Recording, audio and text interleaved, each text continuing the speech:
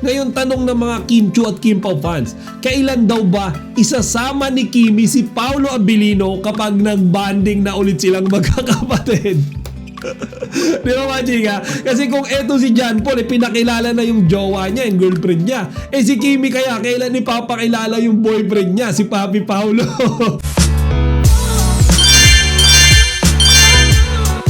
Magandang araw mga chika, Rigel po ulit ang inyong Chika Patro. Bago tayo magsimula mga chika, inaanyan ko muna kayong mag-subscribe dito sa ating munting channel para palagi kayong updated sa mga latest at nagtitrending ng mga showbiz balita. O quick Kim Pao update lang tayo ngayon mga chika, dahil alam nyo ba na nagpipiesta ang mga Kim Chiu fans ngayong araw? So Tuesday, syempre mga chika, at dahil Tuesday, balik na naman sa Age Showtime ang ating chinita princess na si Kim Chiu. Ngayon mga chika, habang pinapanood ko siya kanina, wala akong nakita kahit konting bakas mga chika ng pagod. Diba? Alam naman natin na netong weekend sobrang busy niya. Diba? From New Zealand to Melbourne, yung presentations, yung performance and all. Sama na din dyan yung bonding with the fans, bonding with the friends. Mga chika, nakakapagod yan pero hindi natin makitaan ng ganyan si Kimi ngayong araw sa Age Showtime. Actually, meron pa part doon mga chika na nagawa pa siyang pagtripan ng kanyang mga fellow Age Showtime host. Kailangan na, nakalabas na!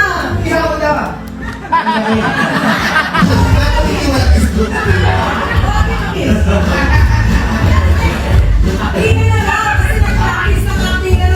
Kaya nga maraming mga fans mga chika yung nagko-comment sa video na yan na balik Age Showtime na ulit sila. Okay?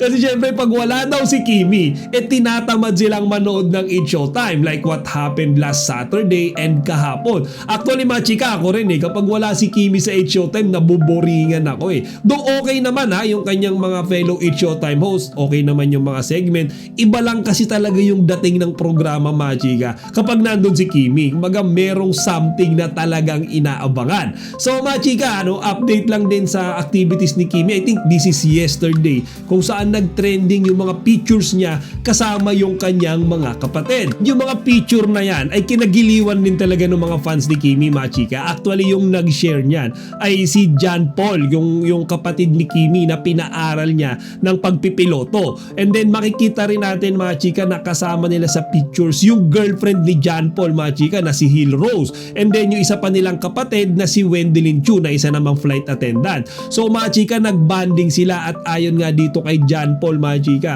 ay eto daw yung mga activities na nilulook forward niya kapag siya ay umuuwi ng Pilipinas. Iyon ay ang makabanding yung kanyang pamilya, particular na yung mga kapatid niya mga chika. And kumbaga nakakatuwang panoorin, di ba? Kumbaga etong si Kimi, kahit na gaano siya ka-busy, ay nakakapag-spare pa rin siya ng time mga chika kasama yung kanyang mga kapatid. Ipin nyo kayo ba naman, Monday to Friday may trabaho kayo, and then Saturday, Sunday nasa ibang bansa kayo, nag-out of the country kayo para mag-perform, and then Monday pupuntahan mo yung kapatid mo para kayo naman mag-banding, di ba? Kumbaga kahit gaano kapagod si Kimi, make sure niya mga chika na makakasama niya yung mga kapatid niya kapag mayroong pagkakataon. Inabasa nga rin ako sa comment section dyan mga chika, kasi syempre kapansin-pansin na kasama nga neto ni John Paul yung kanyang girlfriend na si Hill Rose. So syempre dahil kasama niya yan, pinakilala niya sa mga kapatid niya, and I think magkakilala na sila.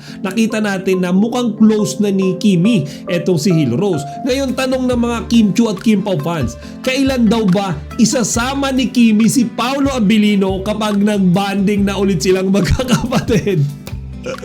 Di ba mga chika? Kasi kung eto si John Paul, pinakilala na yung jowa niya, yung girlfriend niya. Si Kimi kaya, kailan ipapakilala yung boyfriend niya, si Papi Paolo? So yan mga chika, nakakatawa. And kumbaga minsan ka nabivisualize, ini-imagine ko yung kailan kaya darating or kailan kaya sasabog sa social media yung Chiu family gathering kasama si Papi Paolo. Actually mga chika, may mga chismis nga hindi ko lang alam kung fake news or totoo na si Paolo daw ay nakilala na yung family ni Kimi. Though wala pa naman tayong evidences or factual basis tungkol dyan sa balitang iyan, pero nakaka-excite lang minsan ma-imagine mga chika kung kailan nga kaya darating darating yung araw na iyon. And syempre mga chika, kung meron tayong update kay Kimi, meron din tayong update kay Papi Paolo. Ngayong umaga nga lang mga chika, no, ay mayroong mga naglabasan din sa social media ng mga pictures and videos kung saan makikita natin si Papi Paolo na nakasakay sa scooter na tila ba isang batang naglalaro. So mga chika, kinagiliwan din ng mga netizens yan. Actually dun din sa comment section nabasa ko na nakakatuwa daw si Paolo, parang bumalik sa kanyang pagkabata.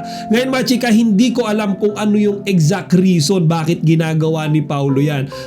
May mga nabasa ako dun, sabi nasa photoshoot daw or magkakaroon daw ng panibagong product endorsement. Kasi originally mga chika, yung post na yan ay nagmula dito sa kaibigan ni Paolo na si David Milan. Yung isa yan sa mga close friends mga chika, tsaka gym buddy niya rin. Hindi naman nagbigay sa caption mga chika ng detalye itong kaibigan niyang ito. Basta yung sinabi niya lang sana daw ay mapuno tayong lahat ng positivity and good vibes kagaya nung meron ngayon si Papi Paolo. Diyan mga chika, mukhang talagang good vibes na good vibes si Paolo Abilino. Siguro ganyan talaga yung feeling at emotion kapag ikaw ay in love. Kaya nga mga chika, unfortunately nung nakaraang event nila last weekend, si Paolo diba sa Sultan Kudarat and si Kimi sa Melbourne, New Zealand, hindi sila naging magkasama. Pero ngayon mga chika, nakakuha na ako na information magkakasama nga ang Kim Pao, kumpirmado na to sa Rojas City sa December 8, 2024. So mga chika, muli nating makikitang magkasama ang Kim Pao sa iisang entablado. At yung event nga na dadaluhan nila dyan sa Rojas ay yung Sinadya Festival. And as far as I know mga chika, kasama rin nila dyan yung isang komedyante na si Taylor Shish. Kaya naman as early as now, kumbaga mga 2 weeks pa bago yung event na yan, talagang excited na yung mga Kim Pao fans. Even me mga chika, kasi diba matagal-tagal na rin simula nung huli nating nakita na nagkasama ang Kim Pao sa isang out of town event. Nung nakaraang mga buwan diba, sunod-sunod yung mga out of town nila, sunod-sunod yung guestings nila. So ngayon lang ulit yan mga chika, kaya nakaka-excite. And I'm definite na talagang libo-libong mga fans ulit yung pupunta dyan sa event na yan para makita sina Kimi at si Paolo. O siya mga chika, hanggang dito na lang muna. Sa ngayon kasi talagang medyo matumal ang Kim Pao updates mga chika. Kumbaga wala tayong masyadong ma-pick up na balita na magkasama sila or nag-uusap sila. Ang naisip ko pa rin na reason dyan mga chika, kasi sa ngayon ay moment pa rin ng cut din. So nagpaparaya pa rin ng Kim Pao. Sigurado mga chika, next year yan, kapag moment naman ng Kim Pao, kapag movie naman nila yung i-release mga chika, panigurado araw-araw yung update about sa kanila. Kung meron kayong gustong idagdag na detalye, impormasyon, or mga opinion dito sa video ito, please feel free to do it here in the comment section mga chika. Chika Patrol signing out!